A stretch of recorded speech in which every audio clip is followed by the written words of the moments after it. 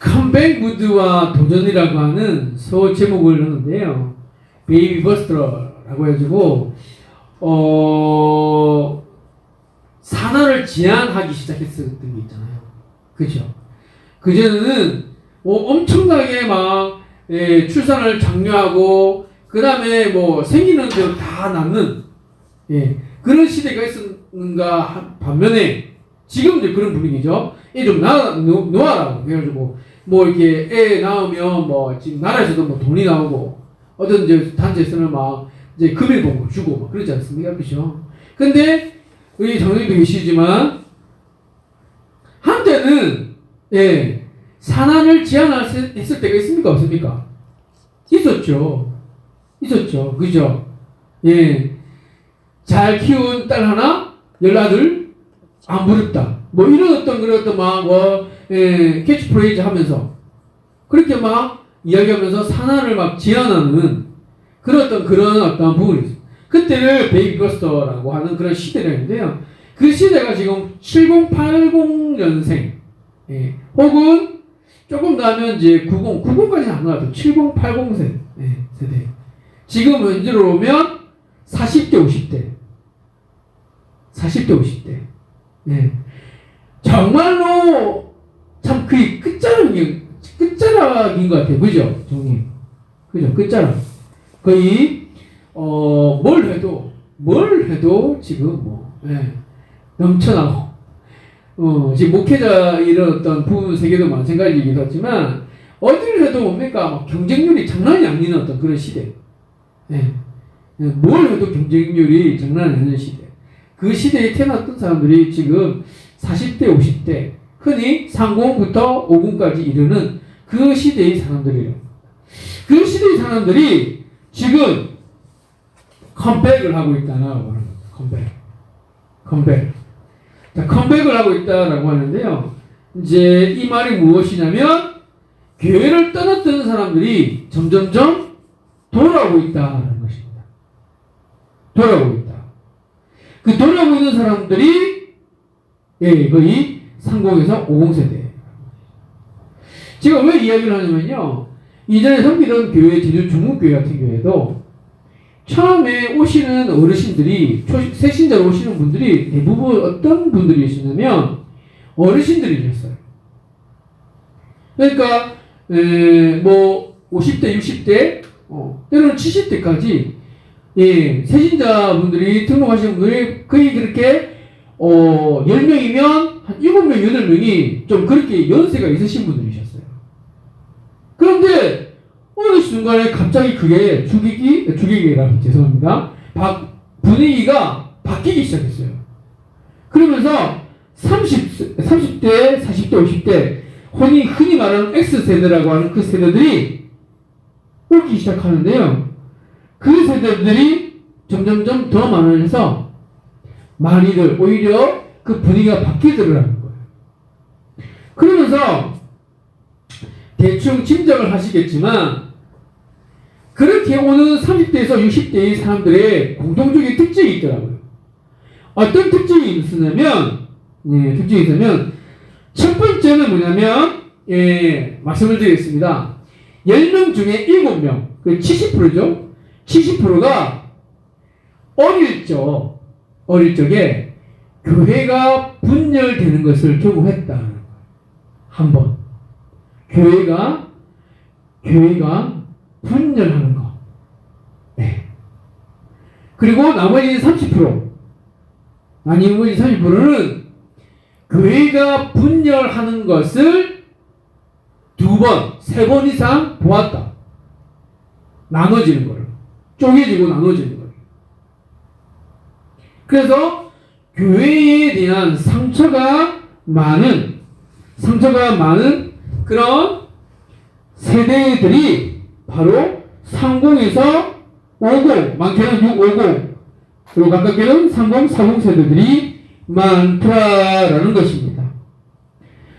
그런 의미에서 어릴 적에 그들이 교회를 하면 하나님은 사랑이십니다 라고 하면서 그렇게 이야기를 하지만 실제로 그들이 보고 느꼈던 교회의 분위기는 정반대의 어떤 모습, 서로 싸우고 다투고 그리고 교회가 이 모양 저 모양으로 나누어지는 어떤 그런 모습을 들으면서 충분히 성도의 교제라고 하는 어떤 그런 어떤 부분과 함께 건강하게 자라야 될 시기에 상처와 아픔이 투성이고 사랑을 충분하게 공급받지 못했던 그들의 아픔과 상처가 고스란히 그 흔적으로 남아있더라는 것입니다.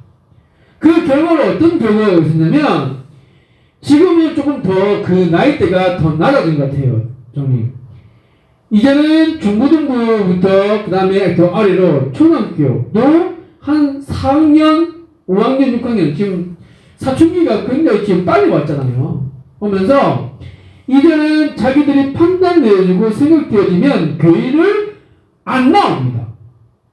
자기가 결정하는 거예요. 그러면서 자기가 스스로 결정해서 나올 수 있는 정도의 나이가 되면, 즉 부모의 영향력으로부터 점점점 벗어나는 어떤 그런 어떤 아이들 같은 경우는 점점점 교회로부터 떠날 준비를 하고 있다는 것이죠. 그리고 그것을 말씀드리기 전에 아까 305에서 50 세대들 같은 경우는 본인들이 스스로 교회를 선택하고 운전을 하기 시작하거나 아니면 대학교를 가게 되었을 때에 교회를 떠났다는 거예요. 그것이 바로 30, 40, 50 세대들이라는 것입니다. 그것이 실제로 설문조사로 논문이 나와 있는 내용이에요. 설문지로 해서 직접 받은 그런 결과입니다. 그런데 이들이 교회를 떠났다가 결혼을 하고 가정을 가지면서 다시 교회를 찾기 시작하더라는 거예요. 왜냐? 교회를 떠났다고 해서 그들이 신앙을 버린 것이 아니라는 거죠. 대형 교회나 혹은 본인에게 줄 수 있는 큰 영향력 있는 교회로 나가게 되어졌는데, 그렇게 나갔던 세대들이 다시금 그들이 싫다고 나갔었던 그 교회로 다시 돌아오기 시작하더라는 거예요. 왜 그럴까요? 그 이유가 있습니다. 그 이유가 뭐냐면, 자, 나가니까 부모님들은 지금 본인들이 싫다고 나갔었던 교회가 있습니다. 근데 그 부모님들은 그 교회를 지금 나가고 계실까요? 안 나가고 계실까요? 나가고 계시죠. 한가족 같이 살거나 아니면 비슷한 지역에서 살고 있습니다. 그런데 그 자녀 세대들은 그 교회를 등지고 다른 교회로 나가고 있어요. 그런데 다시 돌아오는 건 뭐냐면, 자신이 손해를 좀 보더라도 다시 그 교회를 컴백을 하는 분위기가 있더라라는 것입니다. 왜 그러냐면 주인의 가족이 헤어지는 부담을 받는 것에 대한 부분에서 생각을 하면서 그래도 한 신앙에서 뿌리, 그리고 그것에서 내려가는 것에 대한 다음 세대를 지향하고 있는 교회라고 생각한다면, 그리고 그 교회가 다음 세대뿐만 아니라 나 자신과 우리 아이들에게도 건강하게 영향력을 줄 수 있는 교회가 교회로서 그렇게 있다면 다시 컴백할 의견과 소견이 있다는 거예요. 그게 저도 있던 교회에서 사실 보고 듣고 확인했던 상황입니다.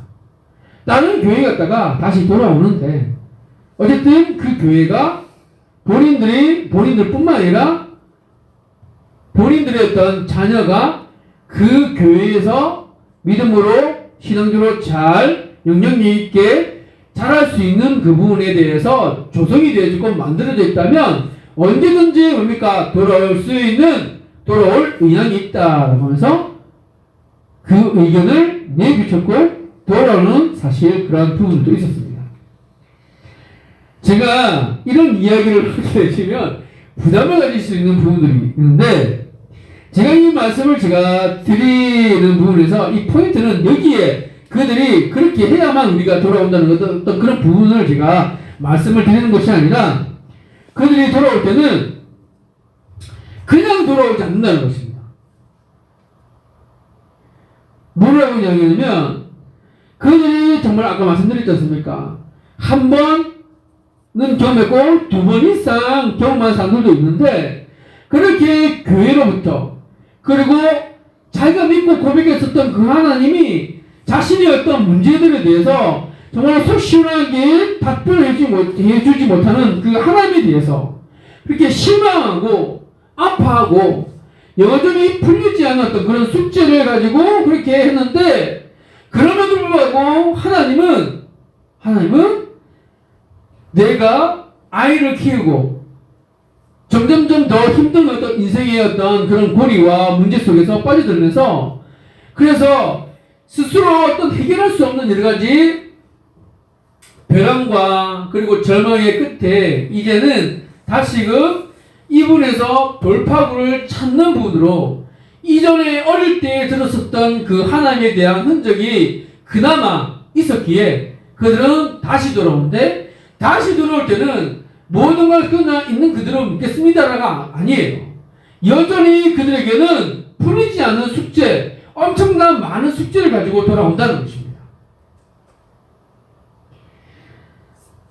그 말은 무슨 말이냐면, 조금 더 제가 좀 더 이따 좀 풀어서 말씀을 드리겠는데요. 오늘 필립이라고 하는 이 교수님이 쓴 책에 나와 있는데요. 이 책을 보면 이유가 당신의 하나님은 너무너무 too small, 너무너무 작다라는 거예요. 이 말이 뭐냐면, 자, 이 내용들을 조금 하면 아마 여러분들이 좀 공감 가시는 부분들이 있을 겁니다. 제가 좀 번역을 했는데요. 아무도 종교적 신앙 없이는 삶과 죽음의 문제를 직시할 수 없다. 오늘날 많은 사람들의 문제는 자기들이 필요에 충분히 응답할 신을 뭐한다고요? 못 찾는 데 있다는 거예요. 나의 필요에 충분히 응답해 주실 하나님이신 줄 알았는데 응답을 반응을 아니더라는 거예요. 답을 못 주더라는 거예요. 그래서 교회에서는 우리가 무조건 믿으라는 거예요. 무조건 믿으라. 신에 대한 생각의 지평선은 세상의 이벤트나 과학의 발견으로 인해 창피를 당할 정도이다. 신에 대한 현대인의 생각은 대체로 정체되어 있다라고 하는 이 말이거든요. 여러분, 그들의 어떤 문제 대응에서 사실 이 교수님이 하는 얘기는 뭐냐면 바로 이것입니다. 하나님 그들이 이야기하는데요. 딱 갈라서 말해서 이들은 하나님에 대해서 관심이 없다는 거예요. 점점점 우리 아이들, 젊은 아이들을 보면 청년들, 저도 이 청년들이 거의 20년 가까이 사역을 했는데요. 청년들, 또 젊은 중고등부 학생들, 초등학생들 하나님에서 관심이 없습니다. 제가 조금 더 예를 들자면요. 요즘에 나오는 아이돌 누구누구 엄청나게 떼지어서 나오잖아요. 그죠? TV를 보면. 그렇지 않습니까? 근데 그 아이돌 그룹 한 명도 몇 명씩 나오는데 그 아이들의 그 아이돌 그 한 명 한 명의 이름이 무엇이고 또한 그 아이돌의 그 뭡니까? 연예인들의 신상에 대해서 전부 다 알고 있는 거예요. 무엇을 좋아하고 뭘 잘하고 누구를 좋아하고 그리고 연애사까지 누구를 좋아하고 누구하고 사귀고 이런 거에 다 알아요. 속속들이. 그런데 문제는 뭡니까? 예수님의 제자는 알까요? 뭘까요? 모르기 때문에 관심이 없어요. 관심이 없다니까요. 다윗 정도는 어릴 때 그래 한번 들어본 것 같아. 근데 야 너 그거 몰라? 라고 할 정도로 깜짝 놀랄 만큼 성경에 나와 있는 인물에 대해서 사건에 대해서 모를까요? 알까요? 모르는 것이 투성입니다.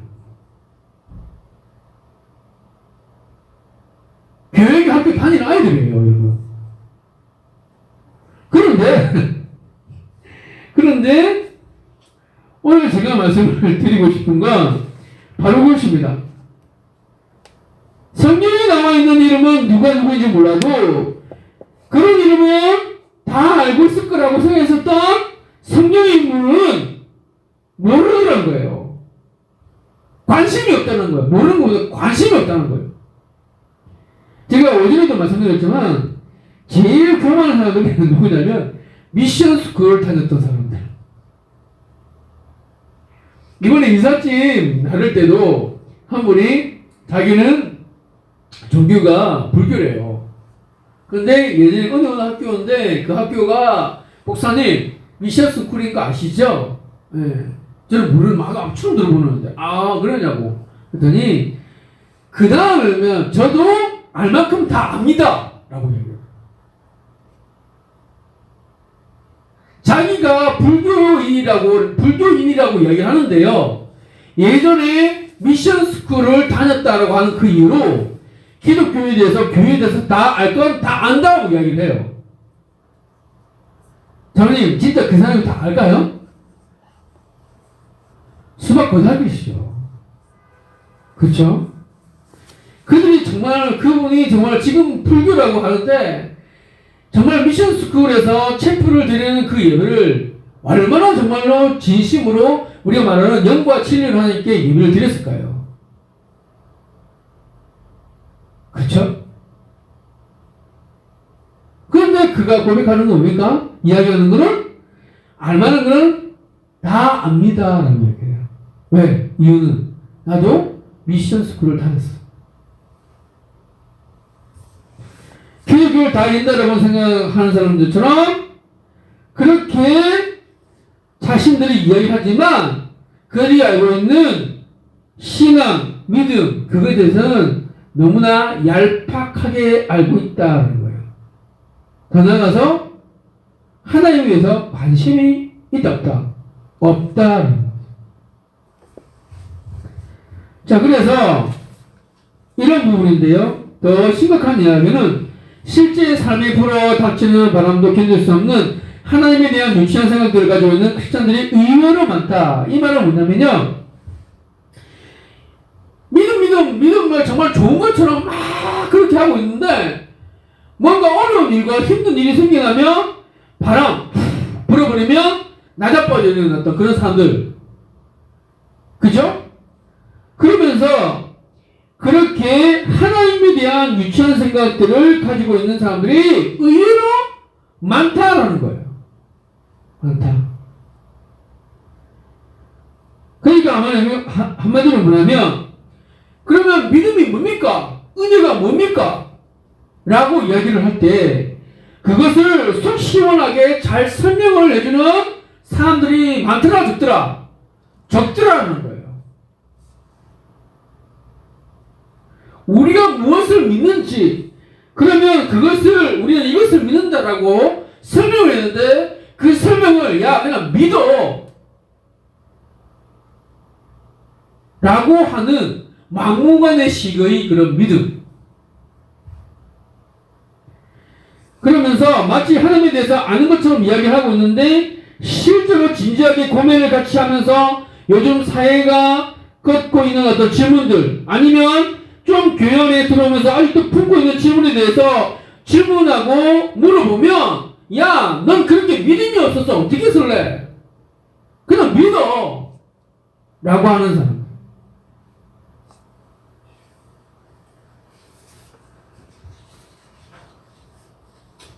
그렇게 진지하게 고민하는 자세가, 저는 우리가 무엇을 믿는가? 우리의 사도신경, 우리가 무슨 신앙 고백을 하고 있는 것인지 정말로 제대로 알아야 된다는 것입니다. 오늘 한 분을 지금 소개를 하는데요. 이분이 교수님이신데요. 미국에서 요즘 굉장히 뜬다라고 하는 영향력이 있는 신학교 중에 하나가 RTS라고 해서, 그 RTS 신학교는 아주 보수적이면서 성경적이고 그리고 제대로 가르치는 신학교 중에 제일 발전한 신학교가 RTS라고 하는 신학교입니다. 근데 거기서 가르치는 이 교수님이 옛날에 이런 설교를 하셨는데요. 진노하는 죄인들에게 붙들린 하나님이라고 제목을 하고 설교를 했습니다. 이것은 아주 유명한 목사님의 설교를 패러디한 건데요. 죄송합니다. 조나단 에드워즈 한 시대를 풍미했었던 미국의 대붐을 일으켰던 몇몇 능력력 있는 목사님 중에 한 분 누구시죠? 조나단 에드워즈. 이 목사님이요, 진노한 하나님의 손에 붙들린 죄인들이라고 하는 이 제목으로 말씀을 전했는데요. 그냥 저는 지금 이렇게 여러분들과 이렇게 대면으로 지금 하잖아요, 그죠? 얼굴을 보면서. 근데 이분은 진짜 토시 하나 자기 어떤 그런 감정과 이런 생각이 들어갈까봐 설교문을 다 작성한 후에 그냥 설교문만 읽었대요, 여러분. 설교문만 읽었는데 그 설교문을 읽는과 동시에 사람들이 하나님의 임재를 경험해서요, 정말로 견딜 수 없는 불붙는 같은 그런 어떤 강력한 뜨거움을 느끼면서 정말로 온 이웃에는 사망을 막 고르는 사람들이 엄청 많았다요. 불이 떨어져서 회개하는 사람들. 네가 어떻게 하겠습니까? 하면서 눈물을 흘리면서 회개하는. 그러니까 여러분 이렇게 막 부흥사처럼 막 왔다 갔다 하고 돌아가면서 이렇게 하는 게 아니라 설교문만 읽었다니까요. 설교문만 읽는데 성경에 불이 떨어지니까 하나님 내가 죄인입니다. 우리나라 뭐라고 하나님 우리 내가 죄인입니다. 하나님 내가 어떻게 합니까? 라고 소리 지르고 막 고래고래 막 사람들이 막 나타나고 막 하니까 설교문을 읽다가 제발 좀 조용히 하라고 이야기할 정도로 그런 어떤 놀라운 미국의 대부흥을 경험했던 주인공 중에 한 사람, 바로 조나단 에드워즈의 목사님이십니다. 근데 그 주옥 같은 이 목사님의 설교인데 그 설교의 제목이 진노한 하나님의 손에 붙들린 죄인들. 바로 제가 이분의 설교를 제가 이제 번역을 해서 그냥 쭉 읽고 이렇게 한다 그러면 아마 지주교회는 아마 그런 일들이 일어날 수 있을까요? 그럼 하나님 안에 하실 수 있는 거겠죠, 그죠? 다시 돌아와서. 근데 이것을 패러디했습니다. 뭐라고 했냐면 진노하는 죄인들에게 붙들린 하나님이라고 했어요. 하나님께서 앞에 보죠? 하나님의 손에 붙들린 죄인들이니까 하나님께서 강력하게 역사하시니까 그들의 어떤 지금의 상태가 드러나게 되니까 하나님 내가 죄인입니다 라고 고백을 하면서 그들이 하나님 앞에 자백하고 회개하는 그런 운동이 일어나더라는 거예요. 그런데 지금 봐보시죠. 지금 바뀌었습니다. 뭐가? 그쵸? 진노하는 죄인들에게 붙들린 하나님이라고 해요. 그쵸? 제목이 바뀌었습니다. 그쵸?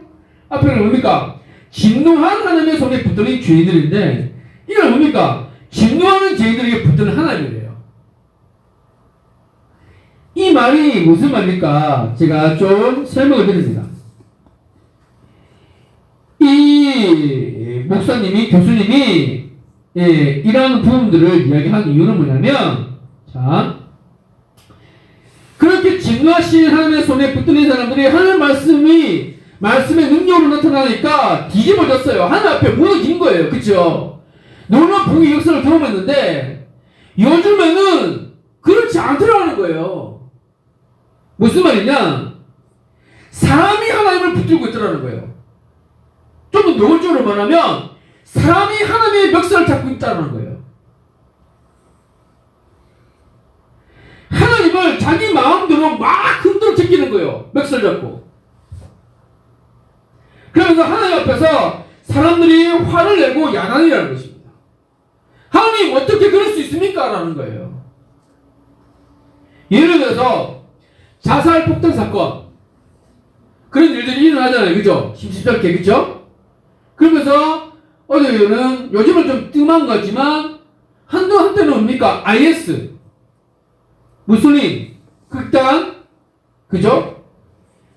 그 사람들이 장인들하고 그렇게 해결하면서 자살 테러를 했었던 사람들이 수십, 수백, 수천 명에 이르잖아요. 그죠? 맞습니까? 그쵸? 그러면서 하는데 그 안에 크리스천들도 있다. 그런데 진지하게 이렇게 물어봅니다. 하나님, 어떻게 저딴 놈들, IS 저딴 놈들은 하나님 살아계신다면, 공의로우신 하나님이시라면 저딴 애들은 정말로 일어날 일이 일어나지 않아야 되지 않습니까? 어떻게 무차별적으로 그렇게 사람들이 학살당할 수 있어요? 가끔씩 전쟁점이 일어납니다. 최근에도 강남 일대에 엄청난 그런 어떤 폭우로 해서 피해를 입었습니다. 그쵸? 그죠?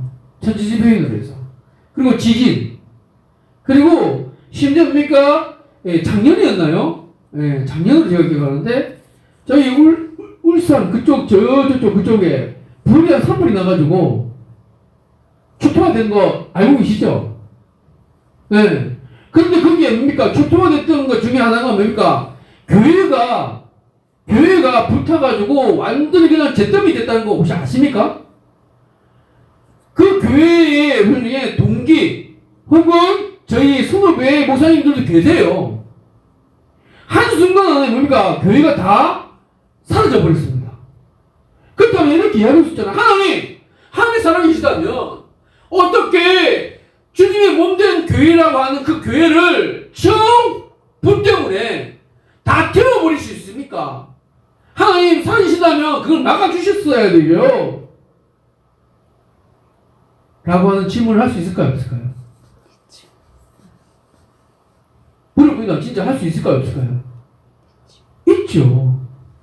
있죠. 교회 안에 들어가서 여러 가지 이야기를 하는데 어떤 친구들은 뭡니까? 예수님이 꼭 죽으셔야만 했습니까? 십자가에 꼭 죽으셔야만 했습니까? 라고 하는 질문들.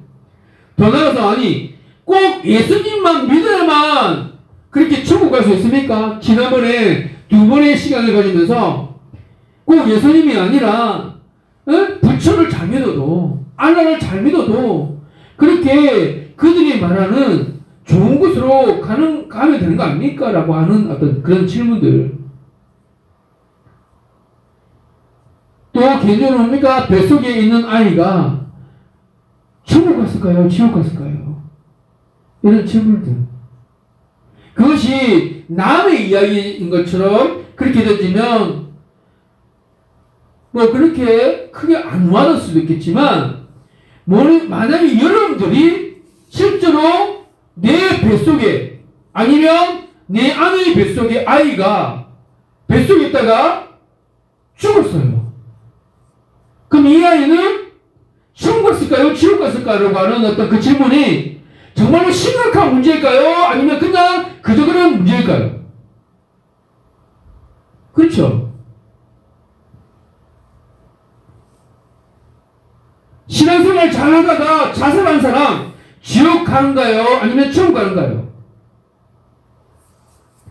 여러 가지 이런 거친 질문들인데 이런 부분에서 교회적으로 좀 진지하게 같이 고민하고 정말 답답해해서 묻는 이들에게 그렇게 질문하는 이들에게 교회는 야 너는 그렇게 믿음이 없는 생각을 하고 있냐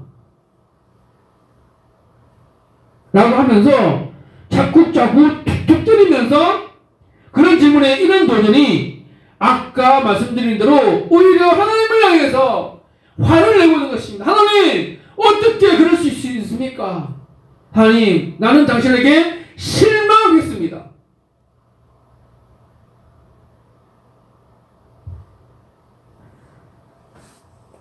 진노하는 사람들의 손에 붙들린 하나님으로 하나님이 흔들리는 것 같은 그런 모습들을 이야기하고 있다는 것입니다.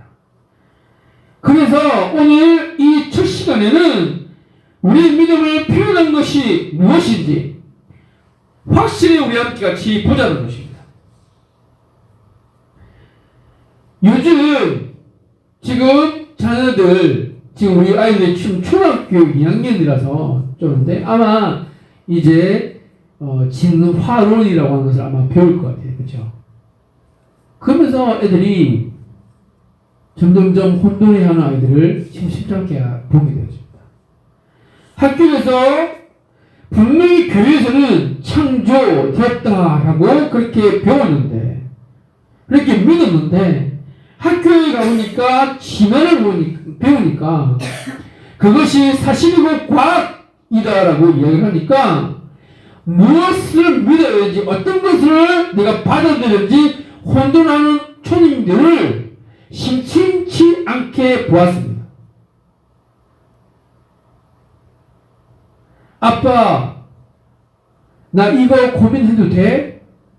목사님, 고민이 되어집니다. 어떻게 해야 됩니까?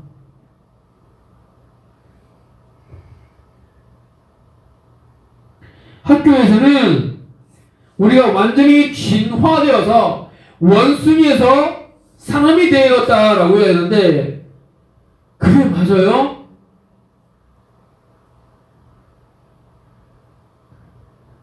저는 그래서 앞으로 지금 지대교회 지금 아동부 2명으로 지금 하고 있는데, 하나님께서 더 귀한 어린 생명을 하나님께서 보내주신다고 하면, 시간이 되어지면 창조 세미나 이런 일들을 했으면 합니다.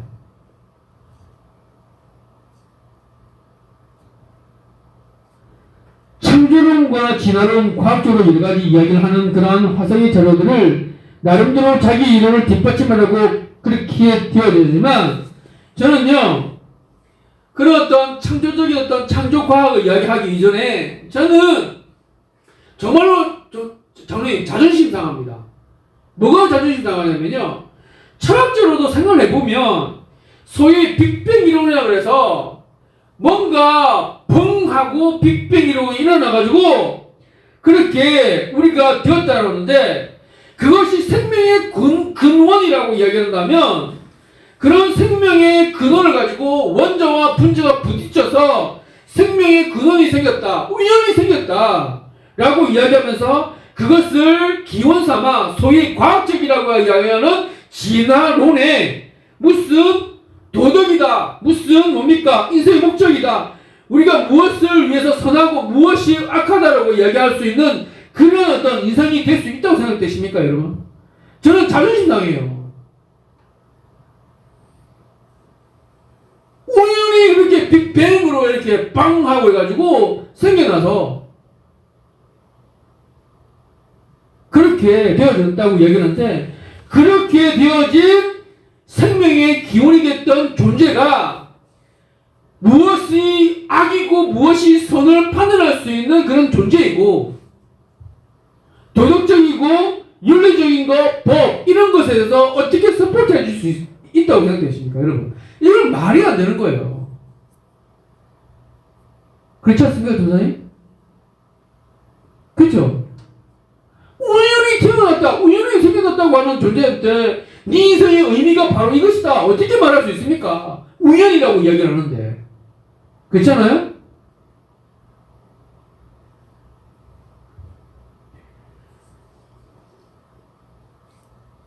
진짜 친구 이야기했습니다.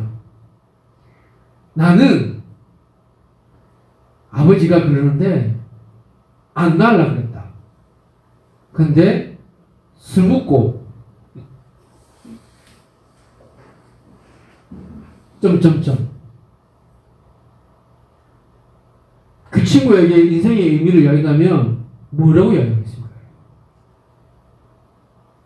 왜 태어났을까요?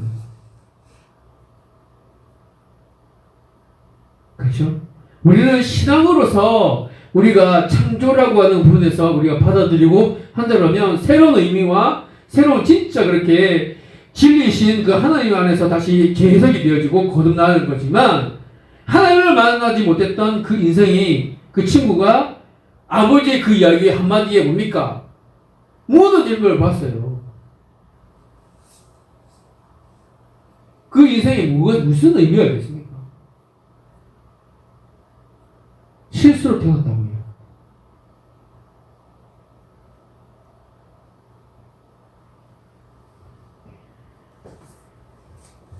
여러분, 한 가지만 더 짚고 넘어가겠습니다.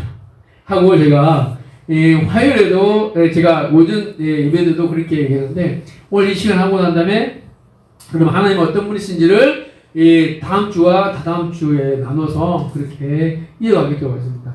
또 이렇게 1시간 이상 넘어가게 되면 우리 장로님도 지금 일하시고 오시다 보니까 피곤하시고 전사님도 피곤하시고 그죠?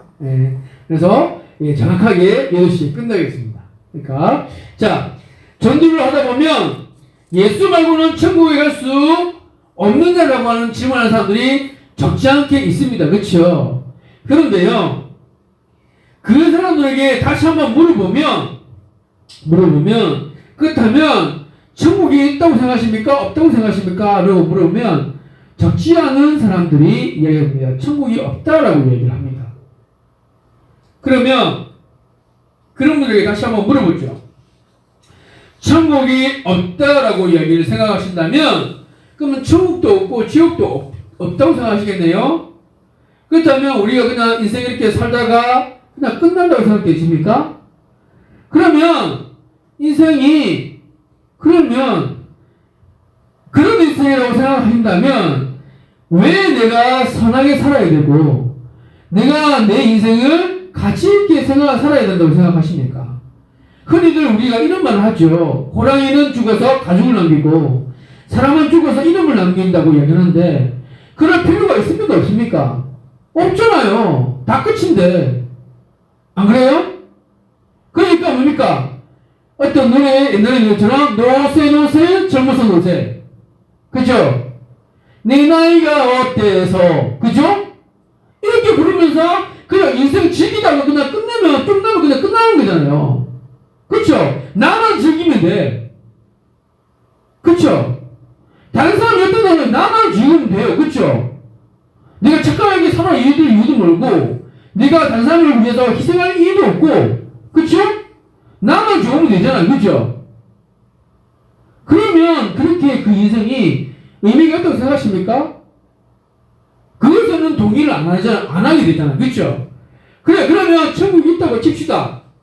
그러면 천국에 가고 싶으세요? 지옥에 가고 싶으세요? 라고 물어보면 천국에 가고 싶다는 말을 하시겠죠. 그죠?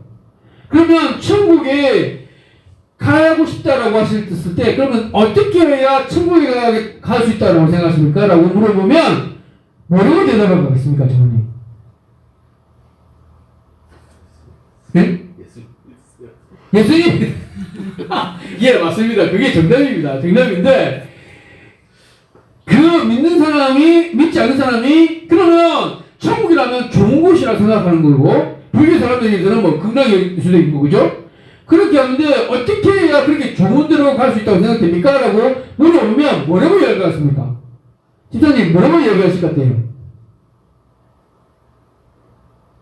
뭐라고 해야 뭘 어떻게 해야 좋은 곳으로 갈 거라고 생각한다고 얘기할까요? 어떻게 해요?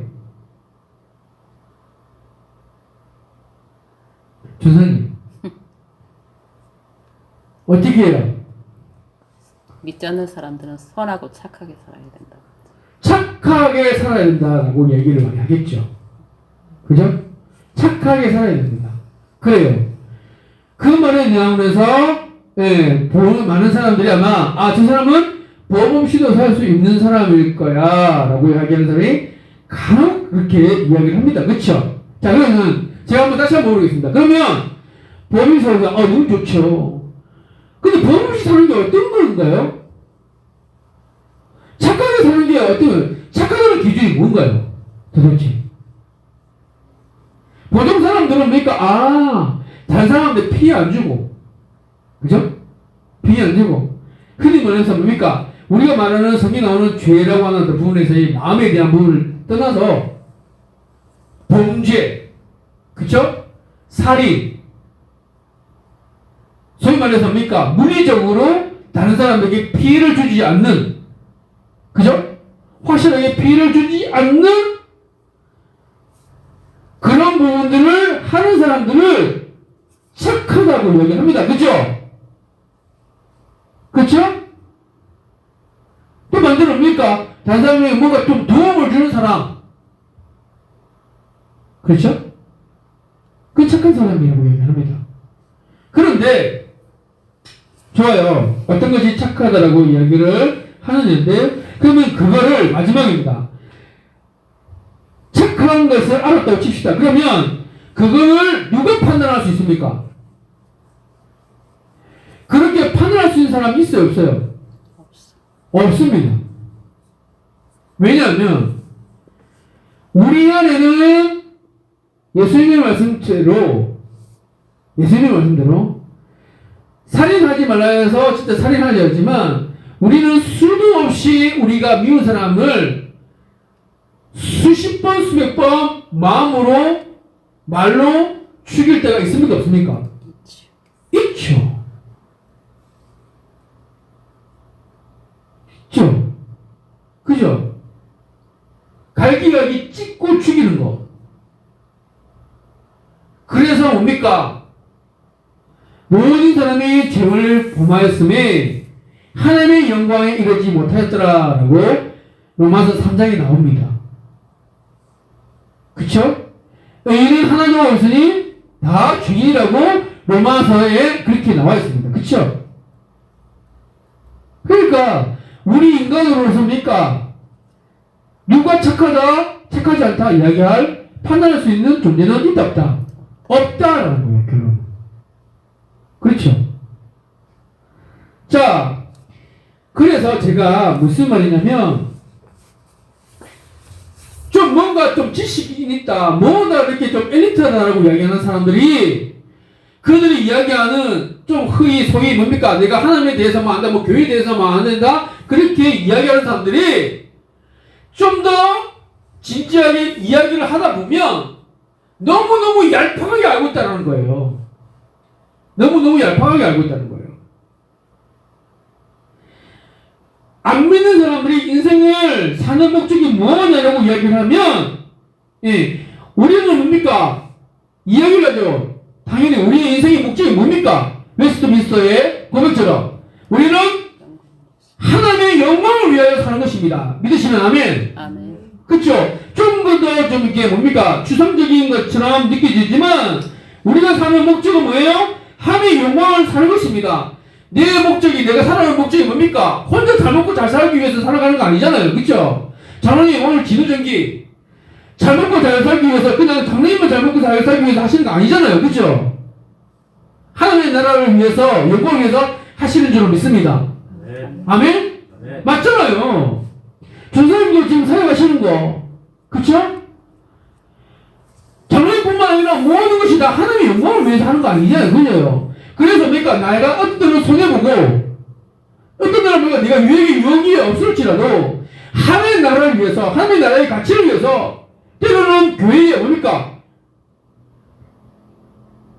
시간이나 물질이나 건강이나 이렇게 드리면서 다른 사람들 유익을 위해서 아낌없이 기쁨으로 그렇게 섬기고 내어주는 것 무엇입니까? 하나님의 나라, 하나님의 영광을 위해서 하는 거 아닙니까? 그렇죠? 아멘. 그렇죠.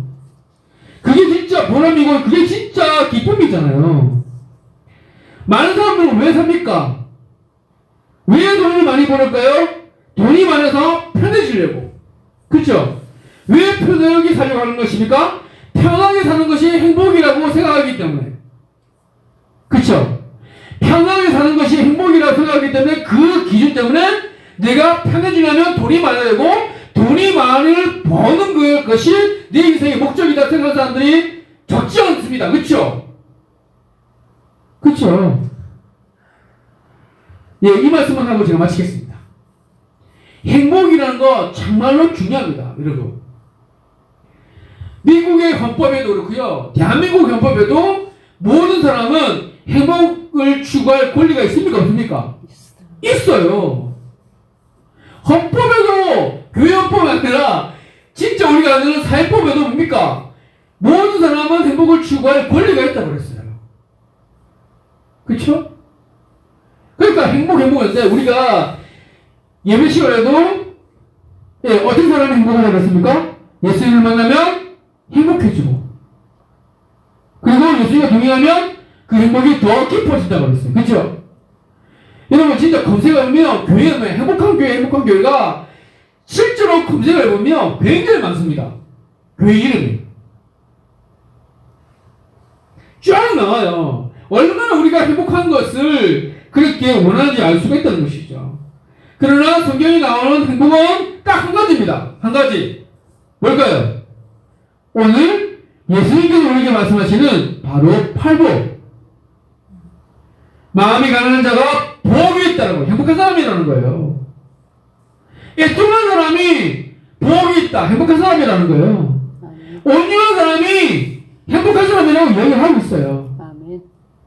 다 무엇에 관련됐습니까? 우리의 마음과 영혼에. 바깥에 보여지는 어떤 뭔가 축적이 되어진 것이 아니라 내 마음에 하나님이 주시는 마음이 가난하고 애통하고 긍휼함을 마음을 가지고 온유함을 가지고 하는 것, 이것이 진짜 행복한 사람이래요. 확실하게 하나님께서 우리에게 뒤태지면하게 아리까리 말씀하시는 것이 아니라 확실하게 하나님의 말씀을 지금 던지고 있지 않습니까? 우리 인생의 진짜 행복의 목적은 하나님의 나라의 영광을 위해서. 할렐루야. 아멘. 그렇게 사는 것이 진짜 행복한 사람이라는 거. 하나님의 사랑을 알면 하나님이 사랑하는 것을 나도 사랑하게 되고 그때 내가 제일 행복하다는 것이죠. 여러분, 말씀을 마치겠습니다. 행복을 쫓아서 행복한 사람은 없어요. 내가 행복하기 위해서 그 행복을 쫓아가면 행복할 것 같죠? 아니에요. 행복을 쫓아가면 행복하지 않습니다. 그럼 어떻게 행복할까요? 하나님의 사랑을 쫓아가면 행복이 따라옵니다. 아멘.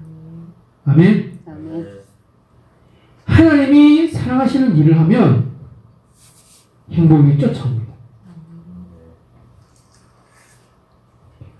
하나님이 영광을 받으실 때에 우리가 진짜 진정으로 만족하고 기뻐할 수 있는 행복하다는 것을 경험합니다.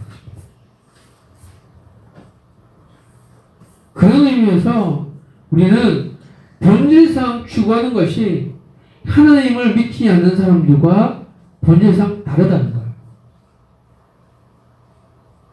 다르다는 거예요. 가치관이 다르다는 것입니다.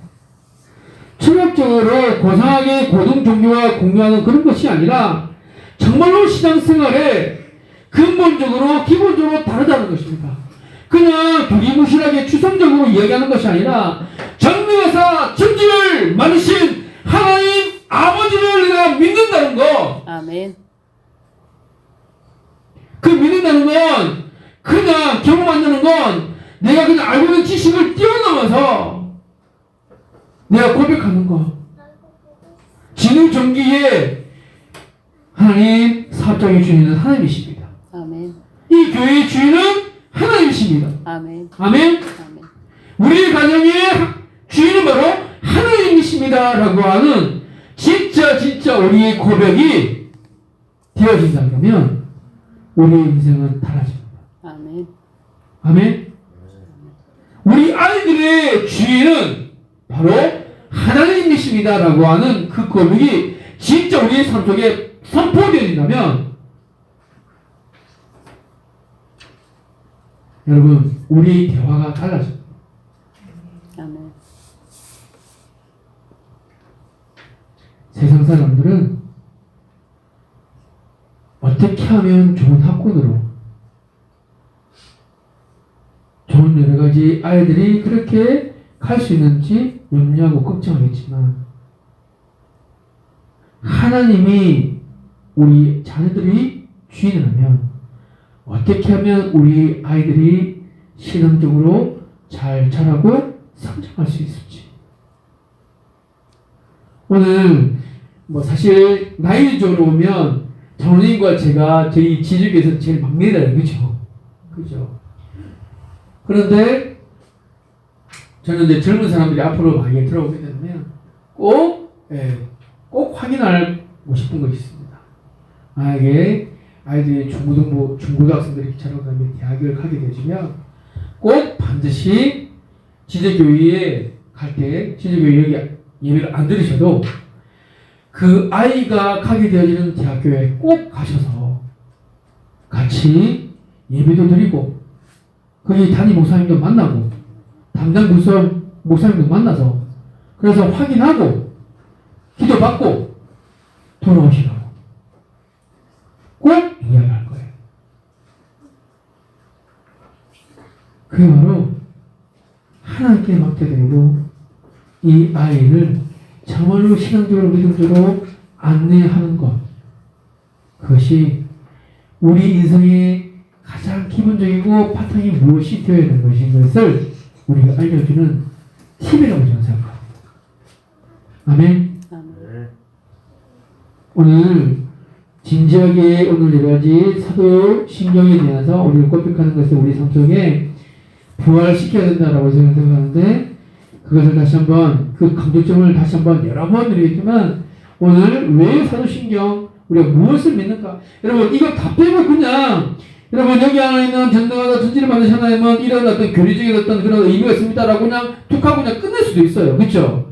그러나 왜 우리가 무엇을 믿는지에 대해서 계속 강조하는 부분들은 이 시대에 정말 그냥 두리뭉실하게 사는 것이 아니라 진짜 야 저 사람 진짜 백이다라고 그렇게 사는 우리 장로님과 우리 전사님, 우리 집사님 되셨으면 좋겠습니다. 아멘. 또 우리 지지교회 성도님 되셨으면 좋겠어요.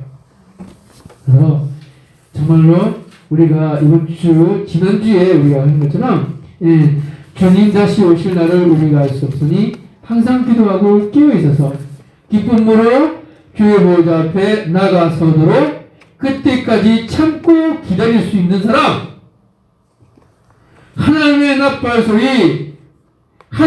소리가 천지 진동하면서 울려 퍼질 때에 그 불려지는 나의 이름이 얼마나 영광스러울까. 그렇게 기다려서 한 걸음 걸어갈 수 있는 이 시대에 기다리는 사람, 약속을 기다리는 사람, 그런 사람으로 멋지게 우리가 무엇을 믿고 있는지 확실하게 고백하는 그런 믿음으로 그렇게 하나님께 인정받고 하나님께 영광 돌리며 많은 사람들 하나님께로 안내하는 신실한 안내판이 저와 여러분이 될 수 있게 되기를 주님의 이름으로 축복드립니다. 아멘. 기도하겠습니다. 살아계신 하나님 아버지 참으로 감사합니다. 오늘 우리가 사도신경이라고 하는 것을 통하여서 신앙의 고백을 하는 것, 이것이 얼마나 우리의 삶 속에 중요한 것인지 함께 같이 나눠봤습니다. 오늘 성령께서 깨닫게 하셨던 것, 또한 감동되게 하셨던 것들 함이 있다면 하나님 성령 충만함은 함으로 인도하여 주시고 더욱더 확실한 믿음 가운데에 말씀 위에 서가는 지들이 될 수 있도록 인도하여 주시옵소서. 다음 주부터는 하나님 천지를 창조하신 그 하나님이 우리 아버지가 되신다는 것이 우리에게 어떤 의미인지 하나님의 말씀을 함께 살펴보며 함께 그 의미를 다시 한번 우리 마음에 새기고 도전하려고 합니다. 하나님께서 인도하여 주시고 더욱더 풍성한 가운데 갈 수 있는 지들에게 하여 주시고 그때까지 만날 때까지 우리 사랑하는 성도님들 한 분 한 분을 주의 불꽃 같은 눈동자로 지켜보아여 주시옵소서. 오늘 함께같이 참여하기를 원했지만 여러 모양 저 모양으로 함께하지 못한 우리 사랑하는 지도교회 성도님들 그들의 삶의 현장 가운데 하나님이 찾아가여 주시고 위로하여 주시고 그들이 주님을 향하여서 고백하는 신앙 위에 정말로 버티고 견딜 수 있는 놀라운 복음의 능력을 동일하게 허락하여 주시옵소서. 모든 것 주께 감사드리며 예수님의 이름으로 기도드리옵나이다. 아멘.